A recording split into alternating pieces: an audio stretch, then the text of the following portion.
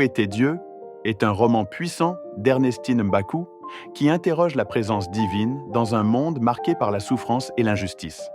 À travers les yeux de ses personnages, l'auteur explore des questions existentielles et spirituelles qui touchent chacun d'entre nous.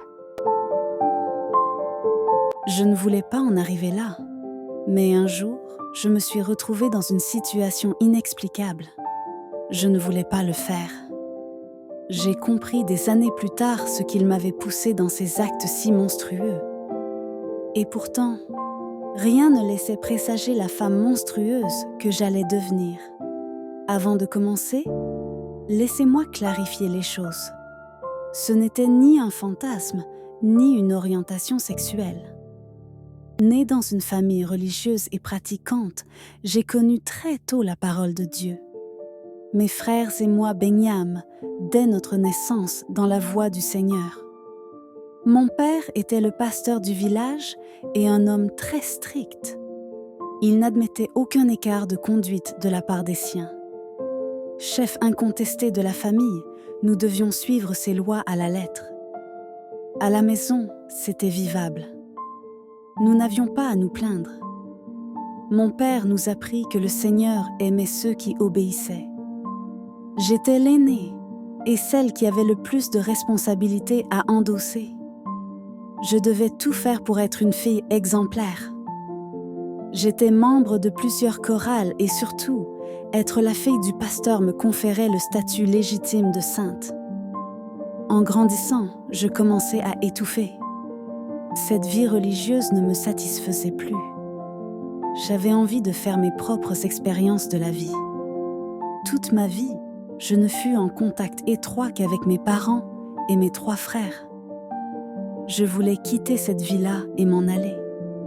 Je venais juste d'avoir 16 ans lorsque j'ai compris que jamais je ne sortirais du chemin tracé par mon père, monsieur le pasteur. Aujourd'hui, je n'en veux pas à mon père. Si je parle de lui, c'est pour vous faire comprendre d'où je viens. Mon passé ne pourrait en aucun cas expliquer mon présent, mais il aidera à mieux le cerner. Un jour, j'allais me marier et alors, je laisserai libre cours à ma passion. Je continuais à rester sage. J'avais alors 20 ans. L'ami de mon père, le pasteur, perdit son frère. Mon père m'appela du village. « Agnès, tu iras me représenter là-bas. » J'étais là lors de la veillée, les yeux rivés sur le cercueil devant moi. Tout se passait bien jusqu'au moment où on nous demanda de faire le tour de la dépouille pour lui rendre un dernier hommage. Lorsque j'arrivai au niveau du corps bien exposé à la vue de tous, quelque chose changea en moi. Je me mis à le scruter attentivement. L'homme couché dans son cercueil devait avoir une 30aine d'années. Il avait l'air endormi. Les yeux fermés, je le trouvais beau et attirant. Comment pouvait-on dire qu'il est mort alors qu'il avait l'air si heureux? Je n'avais jamais été confrontée directement à la mort.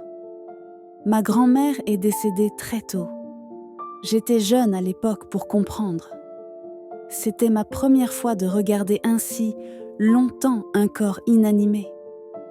Je restais debout sans bouger jusqu'à ce que quelqu'un me bouscule du coude. « Mademoiselle, laissez-nous passer !» Oh, désolée. Je sortis de la pièce en transe.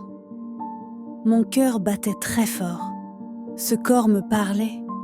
Il me disait quelque chose. J'avais envie de le revoir. Je ne savais pas comment j'allais faire, mais il me fallait l'approcher. Durant toute la soirée, je cherchais l'occasion de lui parler, d'être avec lui. Je guettais à chaque fois, mais il y avait toujours du monde autour du cercueil installé au milieu du grand salon du domicile familial. Je croyais ne pas y parvenir jusqu'au moment où, enfin, je me rendis compte que tout le monde était à l'extérieur, en train de chanter, manger et boire. Une fois que je me rendis compte que la route était libre, je mis rapidement mon plan à exécution. Je courus au salon et regardai à gauche et à droite. J'avais peu de temps devant moi. Quelqu'un pouvait entrer à tout moment. Mais je devais le faire. Je m'approchai près du corps allongé. La vitre était ouverte. Je pouvais le toucher directement. Je me penchai vers lui pour lui chuchoter à l'oreille. « Tu vois, je suis revenue. Je t'ai promis que je serais là. » Sans attendre sa réponse, je me baissai encore plus bas.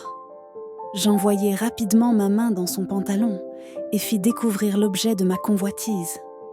Il était bien là, sous mes yeux. Bien qu'endormi, je le trouvais beau. Sans perdre une seconde, je me baissai pour le prendre dans ma bouche. Si mon récit vous a touché, je vous invite à plonger encore plus profondément dans mon monde. Chaque chapitre réserve des révélations et des émotions qui, je l'espère, résonneront avec vos propres expériences. N'oubliez pas de vous abonner pour suivre la suite de mon histoire et cliquez sur le lien dans la description de cette vidéo pour découvrir la suite de mon aventure. Ensemble, nous pouvons explorer ces questions profondes et les défis de la vie. Votre soutien signifie beaucoup pour moi et m'encourage à continuer ce voyage. Merci de m'accompagner.